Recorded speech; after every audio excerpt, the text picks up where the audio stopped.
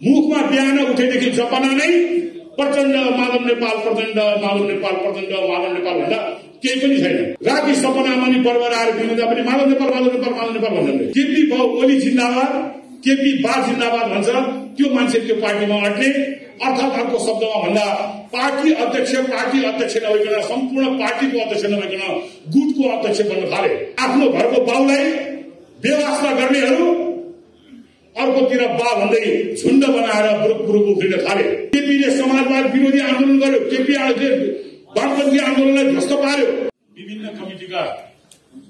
Party कमिटीका मित्रहरू युवा संघको आह्वानमा आफ्नो जोश उमङ्ग ऊर्जा सहित अन्यायको विरुद्धमा, व्यक्तिवादको विरुद्धमा, आत्मसमर्पणको विरुद्धमा, प्रतिगमनको विरुद्धमा, गैरगाडा संस्कृतिको विरुद्धमा उपस्थित हुनुभएका सम्पूर्णमा म हार्दिक अभिवादन व्यक्त गर्दछु।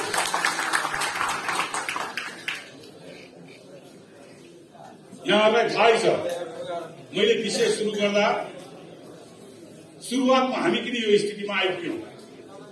नेपालको वामपन्थी आन्दोलनमा नेपाल कम्युनिस्ट पार्टी एकीकृत समाजवादी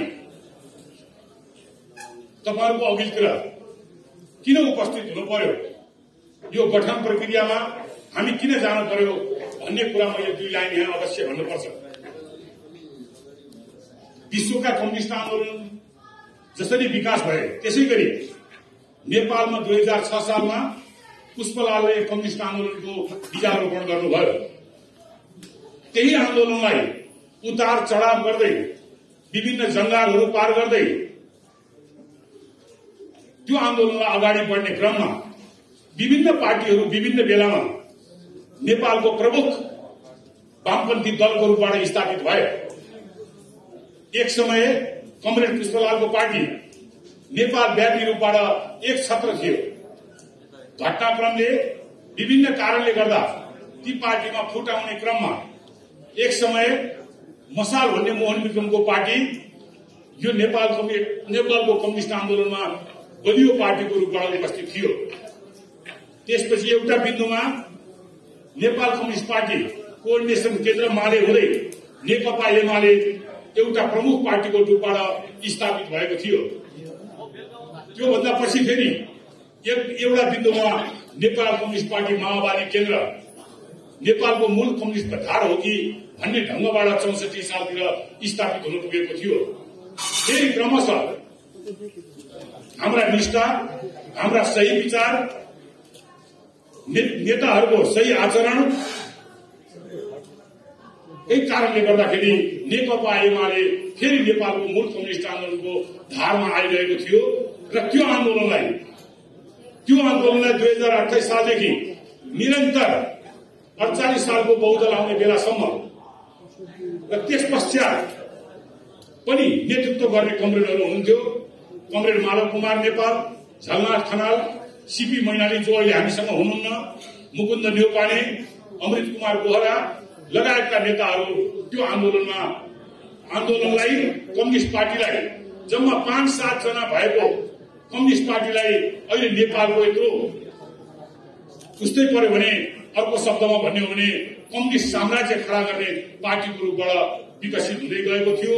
र झन् त्यसमाथि नेकपा 2074 सालमा निर्वाचनमा गठबन्धनबाट र पछि पार्टी एकता गरेपछि नेपाल कम्युनिस्ट पार्टी दुईटा नेकपा एमाले र अर्को दोस्रो ठूलो दल नेपाल कम्युनिस्ट पार्टी माओवादी मिलेर नेकपा बनेपछि झन् यसको गौरव, झन् यसको इतिहासलाई अझ उज्जवल पार्ने गरी नेपालले कायापलट गर्नेछ भन्ने तपाईँ हाम्रा विश्वास जागेको थियो। त्यही विश्वासको आधारमा हामीले मतदान गरेका थियौं। दुर्भाग्य भन्नुपर्छ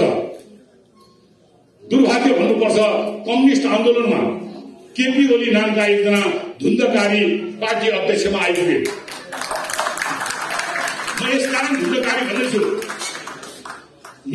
धुन्धकारी भन्दैछु कि भस्मासुर भन्दा पनि हुन्छ। भस्मासुरले आफैलाई छोएर भस्म भएको थियो।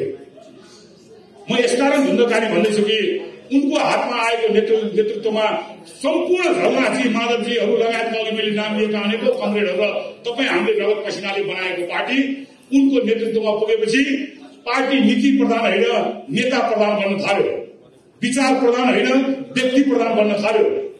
जय जयकार गर्ने दासहरूमा त त्यो पार्टीमा अटाउने वातावरण सिर्जना हुन थाल्यो। विचारका बहस हुन छोडे, आन्दोलनका बहस हुन छोडे, वर्ग संघर्षका बहस हुन छोडे, समाजवादका बहसहरू हुन छोडे। मात्र के हुन थाल्यो भन्दा जिन्दाबादको संस्कृति त्यहाँ विकास हुन थाल्यो। जसले केपी ओली जिन्दाबाद, केपी बा जिन्दाबाद भन्छ, त्यो मान्छे त्यो पार्टीमा अट्ने। अर्थात् अर्को शब्दमा भन्दा पार्टी अध्यक्ष नभइकन, सम्पूर्ण पार्टीको अध्यक्ष नभइकन गुटको अध्यक्ष बन्न थाले। गुटभित्र पनि बा संस्कृति रुचाउनेहरूका अध्यक्ष बन्न थाले। आफ्नो घरको बाउलाई बेवास्ता गर्नेहरू अर्कोतिर बा भन्दै झुण्ड बनाएर बुरुक उफ्रिन थाले। पार्टी जिन्दाबाद कहिले नारा लागेन। तपाईँ याद गर्नुहोस्, टिभीमा हेर्नुहोस्, अस्ति भर्खर भएको गोदावरीका कुम्भ मेला हेर्नुहोस् वा अरू बेलाका कुरा हेर्नुहोस्, त्यहाँ कहिले सिद्धान्तका कुरा हुँदैनन्। पार्टी जिन्दाबाद भन्ने कुरो कहिले हुँदैन। व्यक्ति जिन्दाबाद भन्ने त्यहाँ नारा लाग्छ, तर पार्टी जिन्दाबाद भन्ने नारा कहिले पनि लाग्दैन। हामीले चाहेको राणा शासनको विरोधी आन्दोलन होस्, चाहे पञ्चायत विरोधी आन्दोलन होस्, चाहे गणतन्त्रको आन्दोलन, राजा विरोधी गणतन्त्र आन्दोलन होस्, हामीले स्वतन्त्रताको लागि, स्वाभिमानको लागि र पुँजीवादी प्रजातन्त्र भन्दा समाजवादी प्रजातन्त्र, समाजवादी लोकतन्त्रको लागि हामी लडाईँ गरेका योद्धाहरू, लडाईँ गरेका हामी कार्यकर्ताहरू, लडाईँ गरेका नेताहरू कुनै एउटा व्यक्तिको दास बनेर बस्न सक्ने थिएनौं, बस्न सकेनौं। र उनले सिद्धान्त, विचार, नीति र कम्युनिस्ट आन्दोलनलाई जब धराशायी पार्ने, ध्वस्त पार्ने सुनिश्चित भयो, यदि त्यही पार्टीमा बस्ने हो भने नेपालको कम्युनिस्ट आन्दोलन सकिने र त्यो आन्दोलन सँगसँगै हामी पनि सकिने स्थिति सिर्जना भएपछि हामीले नयाँ पार्टी नेपाल कम्युनिस्ट पार्टी एकीकृत समाजवादी गठन गर्यौं। स्वाभिमानी पार्टी कार्यकर्ताहरू हामीतिर आएका छन्, दास मनोवृत्ति भएकाहरू त्यहाँ बसेका छन्। यहाँले देख्नु भएको होला, सुन्नु भएको छ, हाम्रा 10 भाइ पनि गए भनेर भनिएको छ। 10 भाइमा के रावल, भूषाल अथवा यो अनेकौं नाम गरेर, पाण्डे अनेकौं नाम गरेका साथीहरू गए भनिएको छ। अहिले त्यहाँ उनीहरूको हालत हेर्नुहोस्, कोही विचारका नेता, कोही सिद्धान्तका नेता, कोही आदर्शका नेता भनिएका ती साथीहरूको हालत हेर्नुहोस्। हामीसँग रहन्थ्यो ती साथीहरूको विचार, दर्शन सुन्दाखेरि हामी पनि आकर्षित हुन्थ्यौं। काठमाडौँ भएका त्यत्रा ठूला दुईटा सभामा तपाईहरु मध्ये कतिजना जानु भएको थियो? हात उठाउनुहोस् न। त्यहाँ उनीहरूले बोलेका कुराहरू सुन्नुहोस्। केपी प्रतिगमनकारी हो, केपी दक्षिणपन्थी हो, केपीले समाजवाद विरोधी आन्दोलन गर्यो, केपी वामपन्थी आन्दोलनलाई ध्वस्त पार्यो, केपीले संसदलाई खायो, केपी संविधानको वादलाई खाँदैछ। त्यसकारणले केपी भन्ने चिज रहन्जेल यो पार्टी सुध्रिन सक्दैन भन्ने कुरो बोलेका साथीहरू र त्यसको विरुद्धमा संसद विघटन गरेको विरुद्धमा मुद्दामा दस्तखत गरेर गएका साथीहरू अहिले त्यो पार्टीमा बसिरहेका छन् र उनीहरूको अहिले म टिभीमा, पत्र पत्रिकामा अन्तर्वार्ता हेर्छु, अरण्य रोदन रोएर बसेका छन्। उनीहरूलाई न कुनै मञ्च दिइन्छ, न कुनै बोल्ने ठाउँ दिइन्छ, न पार्टी निर्णयमा सहभागी गराइन्छ। त्यसैले मलाई उनीहरूलाई बिचरा भन्न मन लाग्छ। त्योभन्दा मलाई थप केही पनि भन्नु छैन। किन भन्दाखेरि भने अन्तिममा उनीहरू पनि हन्डा ठक्कर खाएर हामीकै नआइकन सुख छैन। अब म दोस्रो बुदामा जान चाहन्छु। हाम्रो पार्टीलाई केपी ओलीले बिहानदेखि बेलुकासम्म तपाईँ भाषण सुन्नुहोस्। उखान टुक्का, अकबर बिरबलका कथा, तोता मैनाकी कहानी भन्दा उनको बोलीमा कहिले अर्थक आएको हुँदैन। मुखमा बिहान उठेदेखि जपना नै प्रचण्ड माधव नेपाल, प्रचण्ड माधव नेपाल, प्रचण्ड माधव नेपाल भन्दा केही पनि छैन। हुँदा मलाई जातले डाक्टरले भन्दै थिए मलाई, राति सपनामा नि बर्बर आएर बिउदा पनि माधव नेपाल, माधव नेपाल, माधव नेपाल भन्दै फोबिया भइसक्यो। केही पनि होइन, चोइटिएर गएको पार्टी भन्छन्, तर बिहानदेखि बेलुकासम्म त्यही पार्टीलाई गाली गरेर बसिरहेका छन्। विश्वमा कतिवटा देश छन्? मलाई लाग्छ 200 भन्दा बढी देशहरू छन्। 220, 21, 22 देश पढ्ने घट्ने भइरहेछ कहिलेकाहीँ। तर मान्छेले युरोप, अमेरिका, चीन, जर्मनी भारत, रूस अथवा यस्तै यस्तै ठुल्ठुला देशका नामहरू लिन्छन्। अमेरिका, अरू कतिवटा देश भन्नुहोस् त, तपाईँले नाम भन्नु 50वटा देशको नाम भन्नु होला, 60वटा देशको नाम भन्नु होला, अरू त मलाई पनि आउँदैन। जो बलियो छ, जोबाट सङ्कट छ, जो शक्तिशाली छ, त्यही नै याद हुने हो। केपी ओली टुक्रिएर गएको पार्टी मतलब छैन भन्ने, उखान टुक्का भन्ने, तर बिहानदेखि बेलुकासम्म लग लग लग लग कामेर डरले चाहिँ नि हाम्रै पार्टीको नाम लिने, हाम्रै पार्टीको नेताको नाम लिने। किन त्यो आइपर्यो भन्दा तपाईँहरू ढुक्क हुनुहोस्। हामी सही विचार लिएर, सही सिद्धान्त लिएर, सही विचारलाई नेतृत्व गर्ने सही नेता लिएर अहिले नेपालको विद्यमान परिस्थितिमा भएका जिउला नेताहरूमध्ये मिस्टर क्लिन, सफा, बेदाग, भ्रष्टाचार मुक्त नेता छन् भने त्यो माधव नेपाल नै हो। जनमत संग्रह गराउनुहोस्, जनमत संग्रह गराउनुहोस्। हिजो जेलमा बस्दा का उनका त्यागलाई हामीले इन्कार गरेको होइन। हामीले इन्कार गरेको पार्टी बनाउने हिजोको नेतालाई अपमान गर्ने शैलीको हामीले निन्दा गरेका हौं। विचार र सिद्धान्त छोडेको कुराको हामीले निन्दा गरेका हौं। त्यसकारणले आदरणीय मित्रहरू, हामीले सही विचार लिएर अगाडि बढेको हुनाले हाम्रा संगठन दिनानुदिन बढ्ने क्रममा छन्, घट्दै छैन। र म यहाँलाई के चाहिँ ढुक्क हुन अनुरोध गर्छु भन्दा आउँदो चुनावमा हामी कति सिट जित्छौं यो म अहिले भन्न सक्दिनँ, तर तपाईलाई ढुक्कसँग के भन्न सक्छु भन्दा केपी ओली भन्दा बढी सिट हामी जित्छौं। यो म निर्धक्कसँग भन्न सक्छु। मेरो आत्मविश्वासका साथी कुरो भन्न सक्छु। माओवादीको आड लिएर जितेका छन् कति। स्वयं केपी ओली चुनाव हार्छु भन्ने डरले अस्तिको 74को चुनावमा माओवादीसँग गठबन्धन गरेर चुनाव लड्दा पनि हार्ने डरले नेपालका 77 जिल्लामा कहीँ पनि राप्रपासँग हाम्रो एकता भएन। 77 जिल्लामा कहीँ पनि कुनै पनि निर्वाचन क्षेत्रमा हाम्रो राप्रपासँग एकता भएन। हामी गठबन्धनबाट चुनाव जितेर आयौं। तर झापा केपी ओली उठेको क्षेत्रमा झापाको एउटा निर्वाचन राप्रपालाई दिएर अनि आफ्नो निर्वाचन क्षेत्रमा राप्रपाको भोट लिएर जितेर आउने केपी ओली राजनेता, राष्ट्रवादी, लोकप्रिय नेता, विरोध कतिवटा जस्तो चौवन्नी लोकप्रिय नभएको नेताले त आफ्नै बुतोमा एमालेबाट एकीकृत चुनाव जितेर आएको छ। आफूलाई महान भन्ने, जनमतमा सबभन्दा लोकप्रिय नेता भन्ने राप्रपाको काठ चढेर जितेर आउनुपर्ने स्थिति छ। यसैबाट तपाईँ विचार गर्नुहोस्, यिनीहरूका फुर्ती के छन्, ढाँचा के छन् भन्ने कुरो। तपाईँकै जिल्लाको भक्तपुरको एकजना फुच्चे भाइ छन्, उनलाई मैले के भन्नु, जस्तो सिकाए त्यस्तै गरेका छन्। बडाले जो गर्यो त्यही सिकिम त हो नि। कहिले ढलराबाट हम फाल्छु भन्छन्। विचार र सिद्धान्तको बहस गर्दैनन्, ठोक्ने कुट्ने कुरो मात्रै गर्छन्। मनोहरबाट कि मनोहर खोलाबाट वारी आउनै दिन्न भन्छन् कहिले। त्यसै कारणले ती बच्चा मान्छेको कुरो नगरौं। एमालेबाट एक्लै लड्दा उत्तान लागेर गठबन्धन भएको बेलामा चुनाव जितेका छन् र इतिहासमा यो पहिलो र अन्तिम जित पनि त्यही नै हो। त्योभन्दा बढी थप छैन। हामी 48 सालदेखि चुनाव लगातार जितेर आएको मान्छेमा त्यो घमण्ड छैन, त्यो घमण्ड देखाइएन, देखाउन पनि हुँदैन, देखाउँदा पनि देखाउन्न। तर भुलचुकले गठबन्धनबाट चुनाव जितेका मान्छे अब आजीवन यो साम्राज्य मेरो हो, भक्तपुर मेरो हो, यी कार्यकर्ता मेरा हुन्, मैले जता धवायो त्यतै बचान्छन्, यी पशु हुन् भन्ने हिसाबले उनका व्यवहार हेर्दाखेरि उनको दिनगन्ती अब धेरै छैन जस्तो लाग्छ मलाई। आदरणीय मित्रहरू, त्यसकारणले केपी ओलीले के भन्छन् के गर्छन् भन्ने कुरो होइन। केपी ओली विचारको बहस गरेर अगाडि बढ्न जान छोडिसके। हिजो मात्रै पनि चितवनमा बोलेको हेर्नुहोस्, म बिरामी हुन्छु कहिले मर्छ भनेर कुरेर बस्छन्।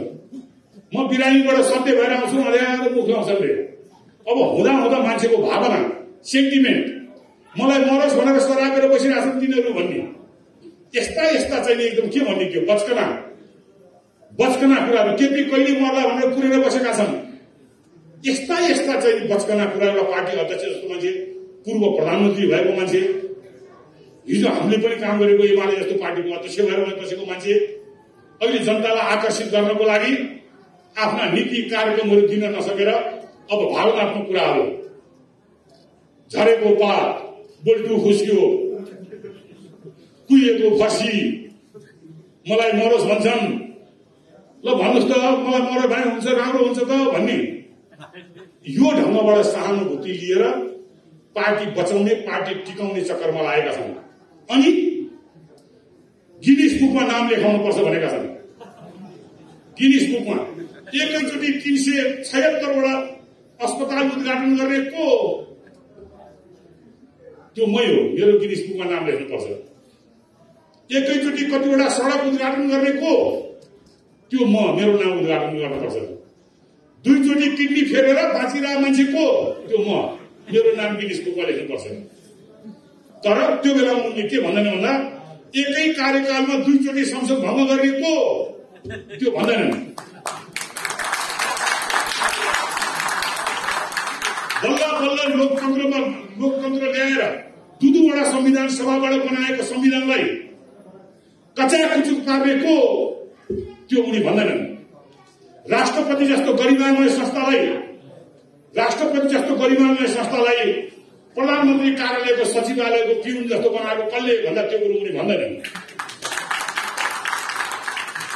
अनि राष्ट्रपति भन्ने संस्था र व्यक्ति पनि यिनकै लहलैमा लागेर संविधान विरोधी कदमहरू चाल्दाखेरि पनि मौन बस्ने, मौन मात्रै बस्ने होइन, समर्थन जनाउने। यहाँलाई थाहा होला हामी 149 जना केपी ओलीले संसद दोस्रो चोटि भङ्ग गरेपछि हामी मुद्दा लिएर संविधान बमोजिम राष्ट्रपतिले आह्वान गरेको संविधानको धारा 5 अनुसारको दाबी लिएर हामी राष्ट्रपति कहाँ पुग्यौं।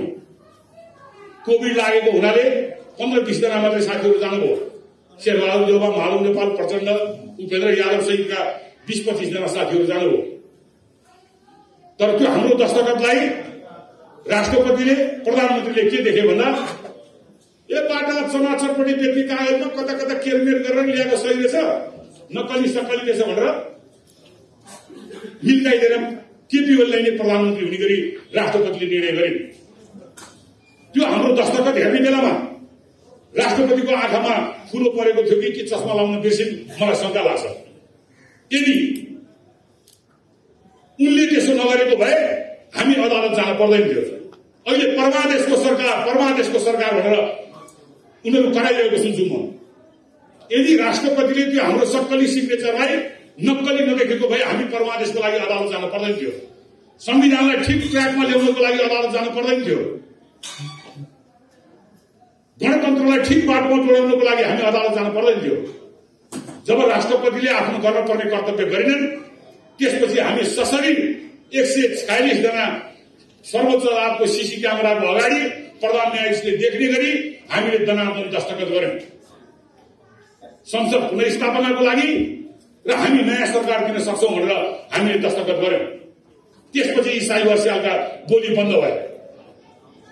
यदि त्यहाँ वारिस मार्फत हामीले 146 जनाले सही गरेर पठाएको भए फेरि केपी ओलीले के भन्थे, चमाचरपट्टि व्यक्ति कागजमा यसो कता कता सही गरेर एउटा कालोकोट लाउने वकिललाई पठाइदिएको छ भनिन्थ्यो। हामी सशरीर गयौं, देखिने गरी दस्तखत गर्यौं र त्यो संविधान विरोधी कदम थियो। हामीले 2 पटक संसद पुनर्स्थापना गरायौं। अहिले संसदभित्रको नारा हेर्नुहोस्, हारको पीडाले, विक्षिप्तताले संसदभित्र लागेको नारा हेर्नुहोस्। माधव नेपाल सहित हामी 14 जनालाई निष्कासन नगरेसम्म संसद चल्न नदिने। कुन धाराले, कुन दफाले निकाल्ने, कुन कानूनले निकाल्ने? निकाल्नको लागि त संविधानमा देखिनु पर्यो, कानूनमा देखिनु पर्यो, दल सम्बन्धी ऐनमा देखिनु पर्यो, संसदको नियमावलीमा देखिनु पर्यो। कहीँबाट पनि त्यो स्थिति छैन। तर समय खपतको लागि, डिस्टर्ब गर्नको लागि, जनतालाई भ्रम पार्नको लागि 14 जनालाई निष्कासन नगरेसम्म संसद चल्न दिँदैन।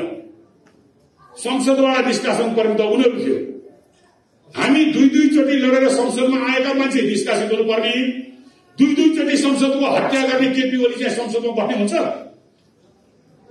सम्भव छ त्यो कुरो? यदि केपी ओलीले 50-60 जनालाई नारा लगाएर हामीलाई निष्कासन गर्न सक्छन् भने हामी 150 जनाले नारा लगाउँछौँ, तिनलाई निकाल्नु मिल्छ कि मिल्दैन? हो, मेरो भनाइ के भन्दा यी यस्ता उटपट्याङ गैर कानुनी अवैधानिक काम गर्नमा यिनी माहिर छन्। यिनी माहिर छन्। जनतालाई उखान टुक्काएर गोबर बिलबरका कथाले यिनी अलमलमा सिपालु छन्।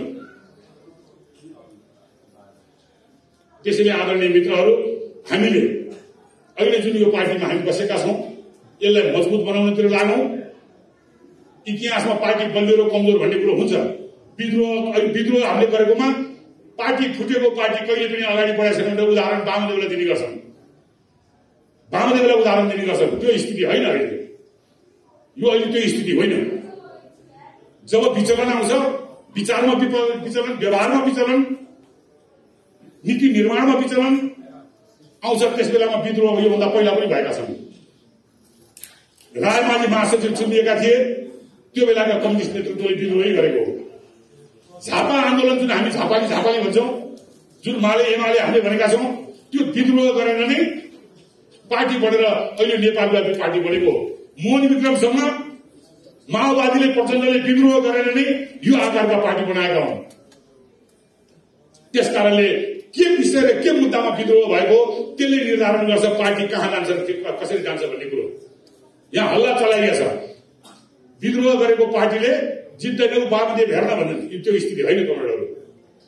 त्यसैले म यहाँहरूलाई अनुरोध गर्न चाहन्छु, यहाँहरू ढुक्कसँग जानुहोस्। कुनै हेर्दा तत्कालको लागि यसो के हो कि जस्तो लाग्न सक्छ।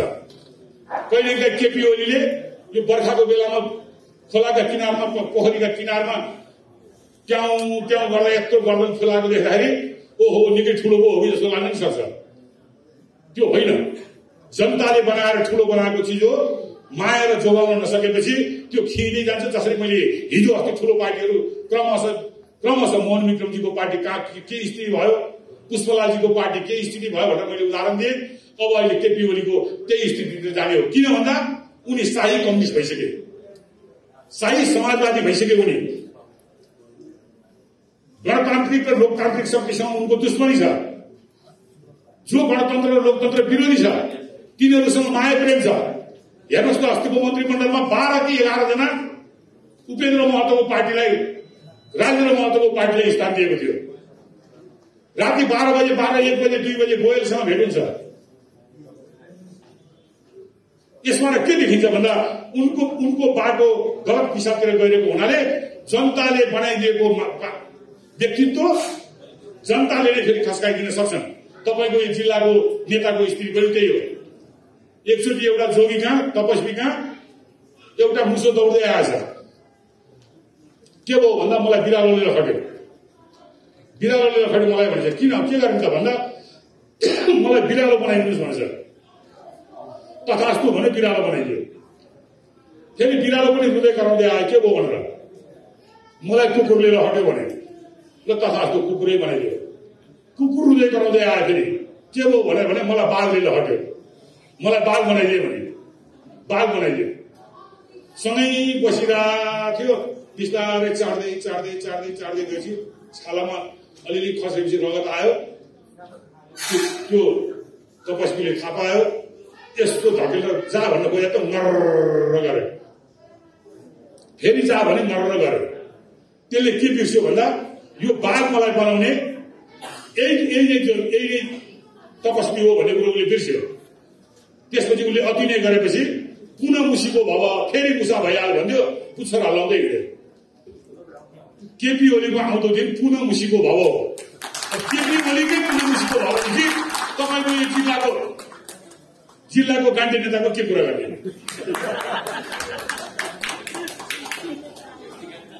त्यसकारण मित्रहरू, म अब धेरै समय लिन चाहन्न। मैले 1 बजे नै टाइम दिएँ, यहाँ 12 बजे सुरु हुन्छ भनेर। म अब अन्तिममा यहाँलाई सजिलो भाषामा के भन्न चाहन्छु भन्दा इमान्दारीपूर्वक, निष्ठापूर्वक हिँड्नुहोस्। हामी सही लाइनमा छौँ, सही बाटोमा छौँ। हाम्रो विजय सुनिश्चित छ। यसमा हामी आत्तिन पर्ने केही जरुरी छैन। हामीले नेपाल कम्युनिस्ट पार्टी एकीकृत समाजवादी रहेका छौँ। यसलाई मान्छेले छोटो शब्दमा पत्र पत्रिकाले लेख्न थालिसके यस पार्टी भनेर लेख्दाखेरि म कति याद गर्नु भएको छ यस पार्टी भनेर थालिसके हो ठिक हो हामी यस पार्टी यस भनेको ठिक हो राम्रो यस हामी यस पार्टी केपी ओलीको पार्टी के भयो त्यसपछि नो पार्टी अब तपाईले चिया दोकान बाटो घाटो गफ गर्दाखेरि के गर्ने उताका मान्छेको प्रश्न आयो भने त्यो को हो भने त्यो नो पार्टी अनि तपाईको भेट्नु को भन्दाखेरि यस पार्टी हामी यस पार्टी उनीहरू नो पार्टी अब भक्तपुरभरि देशभरि नै अब यस पार्टी नो पार्टी भने नराम्रो पार्टी सिकिँदै गएको पार्टी बेठिक पार्टी यस पार्टी भनेको ठिक पार्टी हो पार्टी बस्नुपर्ने पार्टी हाम्रो पार्टी यो ढङ्गबाट समय हाल्यो साथीले उद्घोषक बहिनीले भन्नुभयो धेरै बेर उहाँलाई राख्ने मन थियो भनेर ठिक उल्टो मलाई पनि धेरै बेर बस्ने मन थियो तर चाहिँ मैले मन्त्रालयमा समय दिया भएर यहाँसँग बिदा माग्छु फेरि भेट्नुहुनेछ धन्यवाद नमस्कार।